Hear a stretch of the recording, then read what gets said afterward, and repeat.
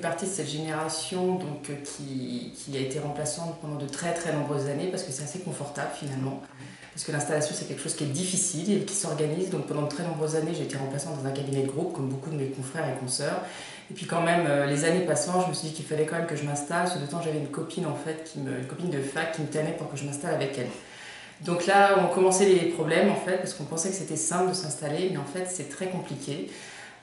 Parce qu'en région parisienne, trouver un local, c'est pas évident du tout, parce qu'il faut d'abord trouver un local qui soit aux normes handicapées, ce qui n'est pas évident, et puis il faut que les copropriétés nous acceptent. Donc tout le monde veut un médecin au pied de son immeuble, mais surtout pas dans son immeuble. On a eu la chance en fait de savoir par l'intermédiaire d'une infirmière qu'un local se libérait, qui avait été occupé par un médecin, qui avait été acheté sur plan en tant que cabinet médical, donc du coup la copropriété ne bloquait pas.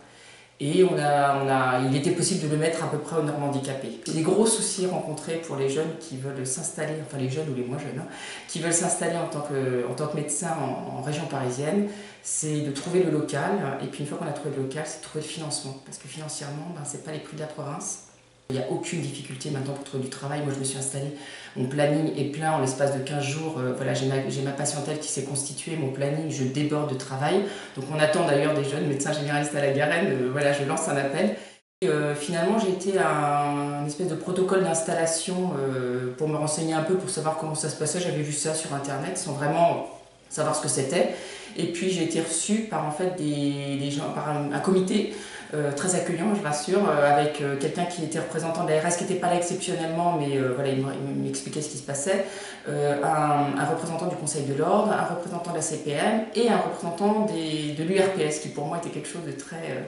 qui ne me parlait pas beaucoup, mais qui finalement m'a beaucoup parlé après. Et donc j'y avais été essentiellement pour savoir comment est-ce qu'on faisait pour s'installer, est-ce qu'il y avait des aides.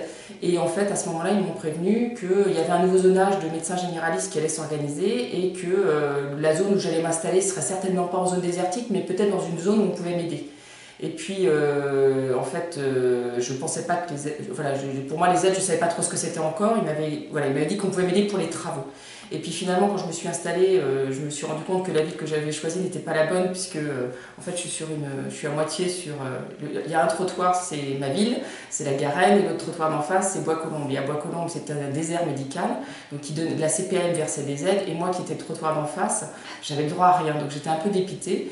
Et finalement, j'ai recontacté la personne de l'URPS, et finalement, j'ai été mise en contact avec Monsieur Grenier.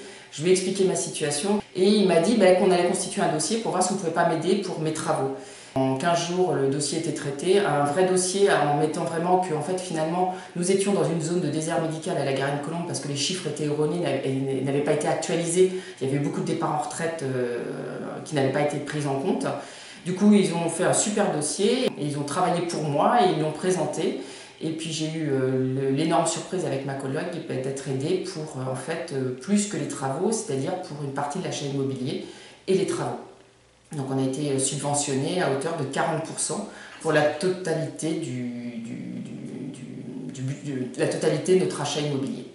Voilà. Aller à ces permanences, ce guichet unique ou ces permanences d'installation, ces permanences d'aide à l'installation, où en fait on nous informe de tout, comment on s'installe, déjà c'est tout bête mais sur la paperasse, et puis aussi sur toutes les aides auxquelles on peut avoir droit. Et en fait on n'imagine pas toutes les aides qui peuvent nous être données, et je pense que c'est très important parce que du coup toutes les angoisses financières qui sont pour l'achat immobilier, pour les travaux, pour tout ça, elles peuvent être levées en préparant, en faisant une préparation avec ces gens-là qui peuvent vous aider et en vous disant on vous versera tant, vous aurez le droit à tant d'aides, et on n'imagine pas toutes les aides qui peuvent nous être versées, surtout en ce moment où en fait il n'y a plus de médecins généralistes du tout. Et je pense que vraiment avant toute installation, avant de savoir comment, en s'angoissant à l'idée financière, je pense qu'il faut les rencontrer et discuter avec eux. Il faut aller à ces guichets où on nous explique tout et où on ressort en ayant un planning dans notre tête et où on épine du pied en se disant que financièrement ça devrait rouler, quoi.